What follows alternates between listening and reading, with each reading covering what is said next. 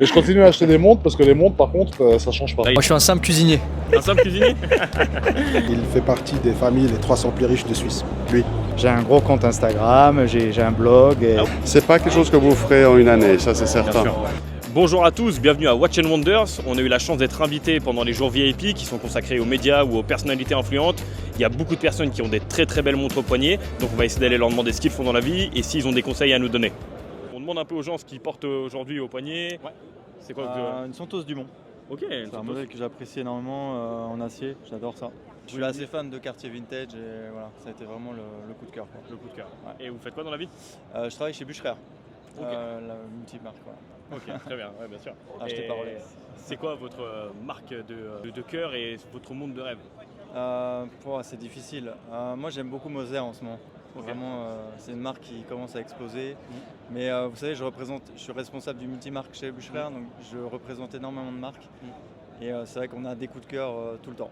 Ouais, c'est sûr. Pour beaucoup de marques en général. Mais c'est vrai que Moser, allez voir, c'est incroyable ce qu'ils ont fait aussi. Ok. Voilà. Et vous voyez, je suis fan de Cartier, de Rolex, de plein de marques en général. Voilà. Ok, d'accord. Bonjour monsieur. Bonjour. You speak French? English. English. I make a video on TikTok. Are you wearing a watch today? Sure, you want to do a quick interview? Yeah. What is it?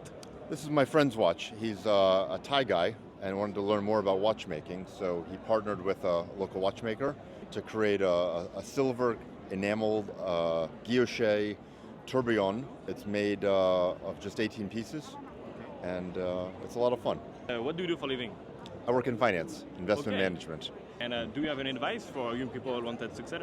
Well, pursue your dreams, do what you love, work hard, have perseverance, don't be afraid to fail, and keep at it. And if you're doing something that you love, you'll find your way eventually, and you'll feel like you never work in your life. Bonjour. Excusez-moi de vous déranger. Oui. On fait des vidéos sur les réseaux sociaux aujourd'hui et on demande un peu aux gens ce qu'ils portent au poignet, s'ils ont une histoire derrière la montre. Écoutez, oui, volontiers. Ouais. C'est une WC de 2005, okay. Un modèle ingénieur, une pièce super intéressante qui était en titane.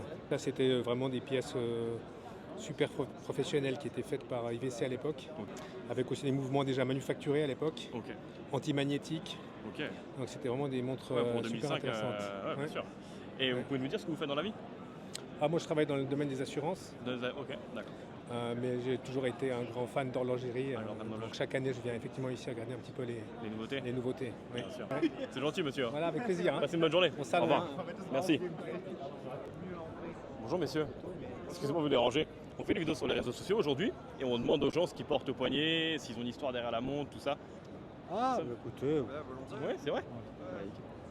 Vas-y, peut-être. Alors, moi, je porte une Omega Seamaster de 1972, qui est de l'année de ma naissance en l'occurrence.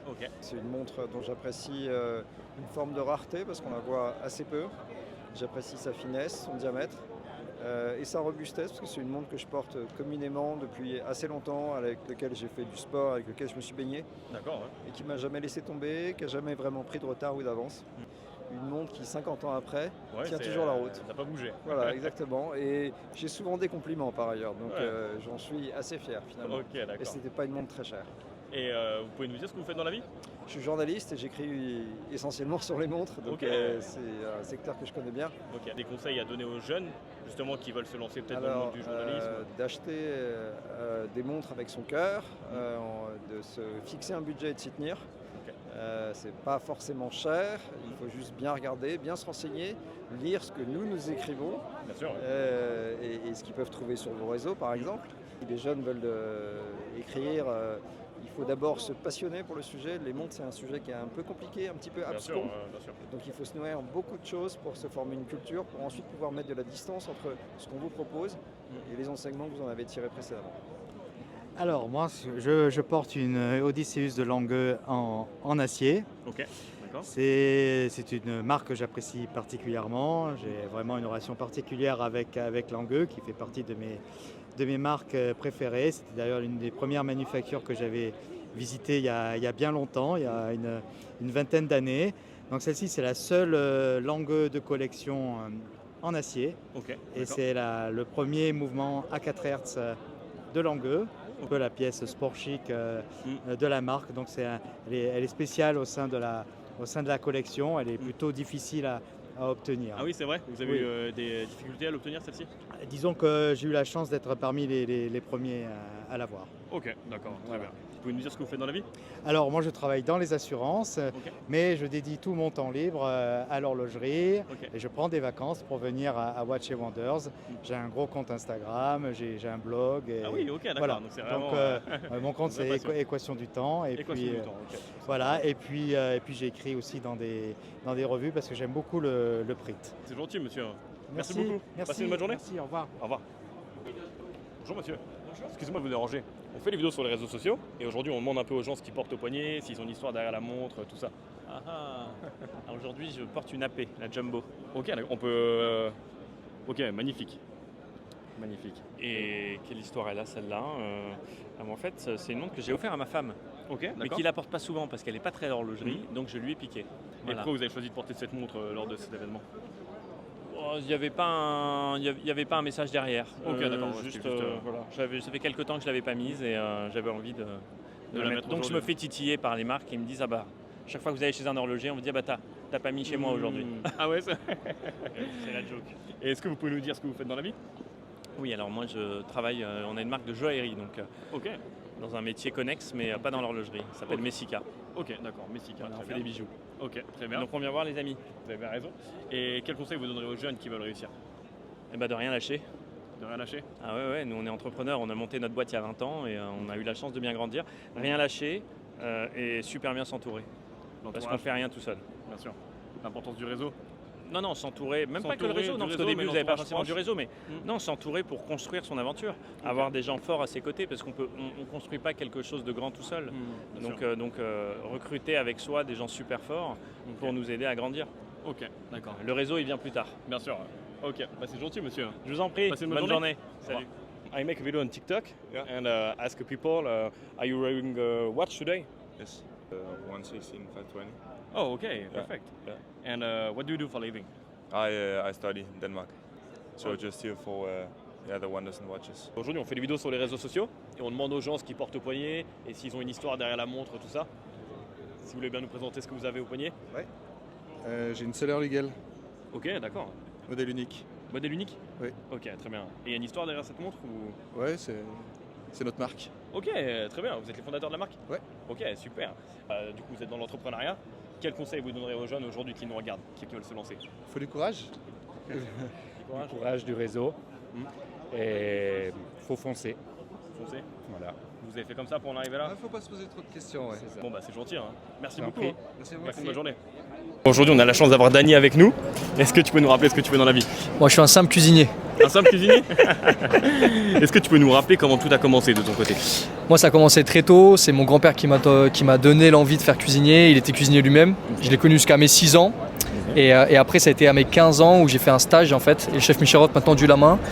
Et j'ai commencé au Ritz à Paris, dans le 2 étoiles. Et c'était magnifique. C'était la première fois que je voyais une grande cuisine. Et c'est là que je pense que c'est là où vraiment je me suis dit, je vais faire ça. Et bon, maintenant, tu as développé ta marque, Chiche. Ouais. Comment tu as su lier l'entrepreneuriat et le monde de la cuisine? Comment ça s'est déroulé? Ça s'est fait assez naturellement. Moi, je suis quelqu'un qui aime beaucoup entreprendre, qui aime prendre des risques aussi. Voilà, c'est un peu notre métier. Bien sûr. Et après, c'était là où j'étais le plus fort, c'était la cuisine. J'aimais aussi, mais j'avais une deuxième passion qui était la musique. On a essayé, on a entrepris, ça n'a pas marché. Et du coup, je me suis mis vraiment dans la cuisine. C'est là où ça a pris un ampleur dingue. Et maintenant, on est très content. Ok, d'accord.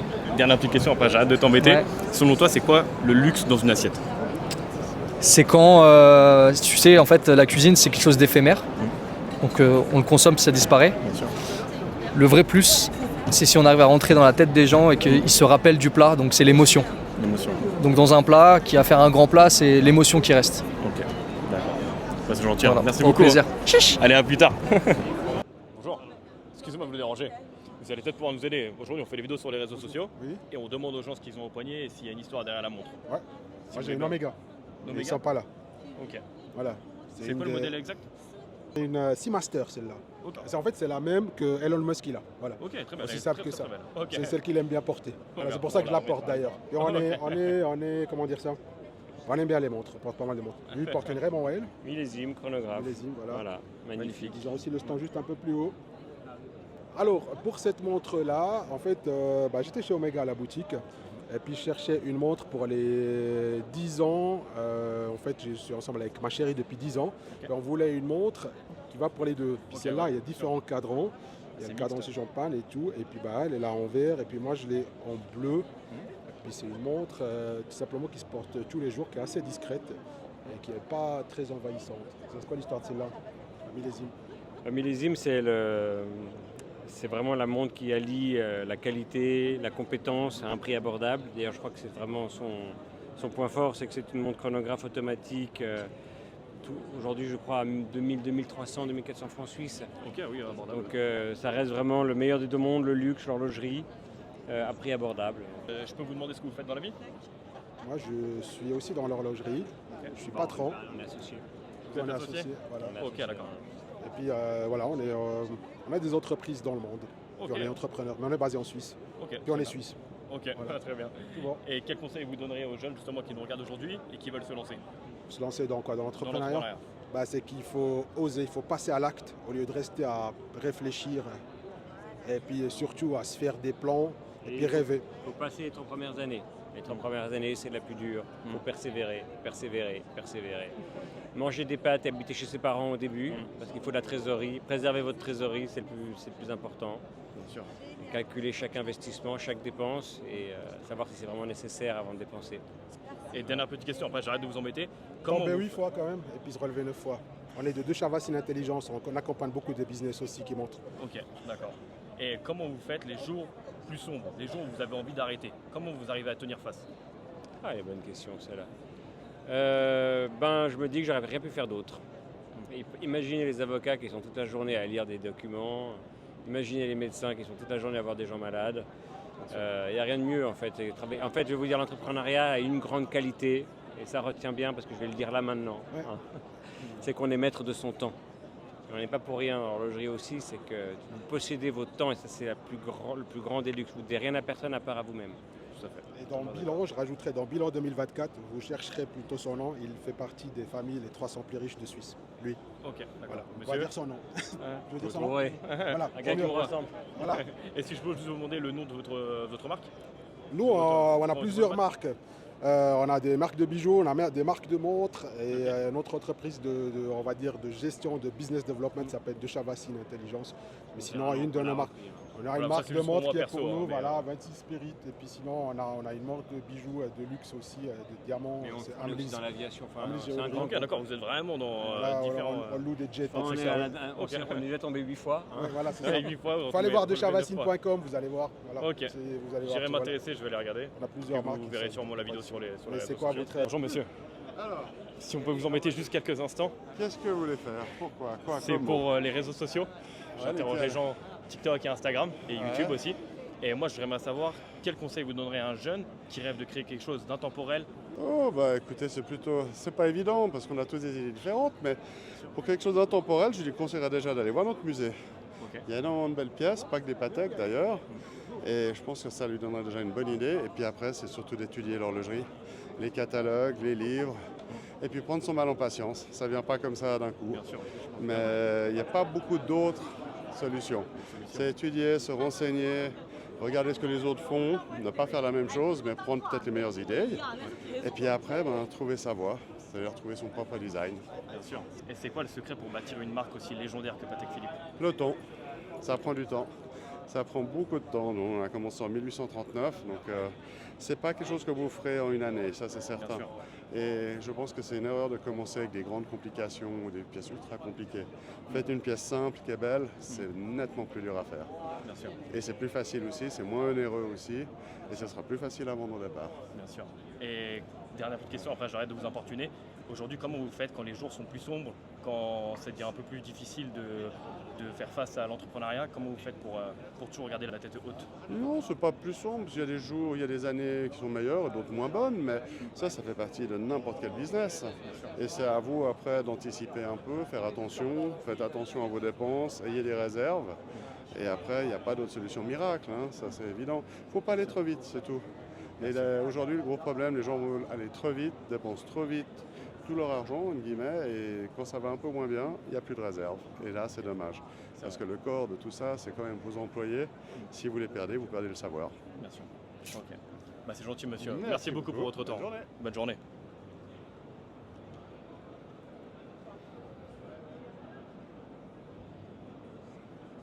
Bonjour, ouais, excusez-moi, vous faites des vidéos sur les réseaux sociaux, c'est ça? Ouais, justement, moi j'en fais aussi, et l'habitude d'interroger les gens pour leur demander quels conseils ils donneraient, tout ça. Alors, quels conseils tu donnerais aux jeunes, justement, qui veulent se lancer sur les réseaux et créer une communauté? Alors, il faut oser faire face au jugement tout le temps. Ça, c'est la chose la plus importante. Pouvoir aussi faire ce qu'on veut et pas forcément suivre une ligne directrice trop précise. Ok. C'est oser laisser parler sa créativité, sa personnalité, tout. Et simplement, le plus important, c'est être consistant et oser. Oser, je pense, c'est le plus Ouais, important. l'audace, Au tout début, moi j'étais pareil. Beaucoup de peur derrière le jugement des autres. Poster, c'était vraiment difficile. Vraiment, c'est ce petit départ, c'est ce qui a tout lancé. Et je pense que c'est avoir du culot et de l'audace. Ouais. Ok, d'accord, très bon conseil. Voilà. Et qu'est-ce que ça a changé à ta vie d'avoir une communauté? J'en vis grâce à ça. Ça m'a permis d'avoir plus de visibilité pour pouvoir travailler avec des marques, pour avoir un peu plus de notoriété sur mes réseaux aussi et créer des choses derrière. Les portes dans le mannequinat, ça ouvre aussi énormément. Ça peut ouvrir des portes dans le cinéma, que ce soit en tant que doubleur ou en tant qu'acteur. Ouais, c'est vrai que la voix, c'est... Merci beaucoup. C'est quelque chose, hein, franchement. Ouais. Merci. Mais ouais, du coup, je considère ça comme un énorme tremplin pour beaucoup de choses. Bien sûr. Voilà. Ok, d'accord. Bah, c'est gentil, hein. Merci beaucoup. Hein. Merci. Bonne continuation et puis bon salon. À la prochaine. Vous allez bien? Oui, ça va. Oui, ça va. Pardon, Pardon, je m'excuse. Est-ce qu'on peut faire une petite vidéo ou pas? Ouais, c'est pourquoi? Bah, en fait, j'ai l'habitude de demander aux gens ce qu'ils font dans la vie, tout ça. D'accord. Bon, je sais qu'on vous a déjà demandé. Ouais, on m'a et que demandé pas mal de bien sûr, fois. Et que vous aimez pas trop parler d'entrepreneuriat. Ouais. Mais aujourd'hui, si vous devez choisir que d'acheter les voitures ou que d'acheter les montres, ce serait quoi? Si je dois choisir que d'acheter les voitures ou que d'acheter les montres, je garde les voitures que j'ai déjà. Ok. Parce que les nouveautés, c'est que de l'hybride et de l'électrique, donc je risque pas d'en acheter. Tu vois, je trouve toujours une bonne réponse. Et je continue à acheter des montres parce que les montres, par contre, ça change pas. Là, il n'y a pas d'hybride. Voilà, mais je garde mes voitures, par contre. Hein. Ok, d'accord. Voilà, je garde tout ce que j'ai déjà et j'arrête d'en acheter parce qu'il n'y a que des daubes qui sortent et j'achète que des montres. Ok, d'accord, c'est gentil. C'est quoi la voiture qui vous a procuré le plus d'émotions? La voiture qui m'a procuré le plus d'émotions, c'est l'Aventador SV ou SVJ. Ok, d'accord. Le V12, le bruit de Formule 1, les à-coups quand tu passes les vitesses, tout ça, c'est voilà, tu te sens vivant dans cette voiture. Là, j'aurais pensé peut-être plus le C63 avec. Ouais, le C63 à l'époque, mais c'est vrai que le V12 et le bruit de Formule 1 du SVJ, c'est quand même une expérience à part, quoi. Ok, d'accord. Et dernière petite question, après j'arrête de Ouais, vous non, mais embêter. pas de soucis, ça m'embête pas. Quel conseil tu donnerais aux jeunes qui veulent créer une communauté comme toi, tu as pu bâtir Alors ton moi empire? déjà, c'était à une autre époque, c'était il y a 12 ans.